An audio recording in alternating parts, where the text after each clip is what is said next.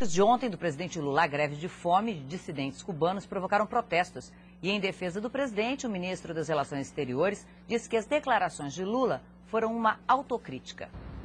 Na entrevista concedida à agência de notícias Associated Press, o presidente Lula criticou a greve de fome feita por presos políticos em Cuba e comparou a situação dos dissidentes à de presos comuns. Eu penso que a greve de fome não pode ser utilizada como pretexto de direitos humanos para libertar as pessoas.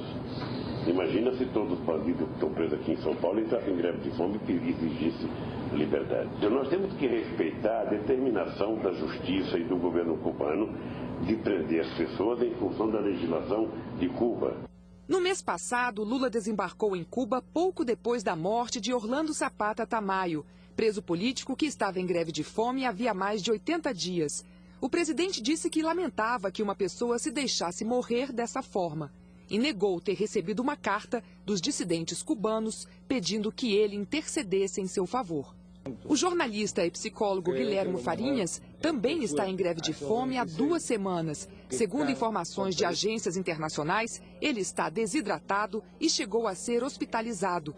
Hoje, o deputado Raul Jungmann entregou à presidência da República o pedido de ajuda dos dissidentes cubanos. Uma coisa é inegável, existem prisioneiros de consciência, existem prisioneiros que lutam por democracia e liberdade hoje em Cuba. E nós não podemos fechar os olhos a isso. Na Comissão de Relações Exteriores da Câmara, governistas impediram a votação de um documento para condenar o regime de Cuba por desrespeito aos direitos humanos. O presidente da Ordem dos Advogados do Brasil se disse chocado com as novas declarações do presidente Lula. A greve de fome é um símbolo de resistência a um regime autoritário. E a comparação feita a uma greve de fome de presos comuns no Brasil, ela não tem propósito.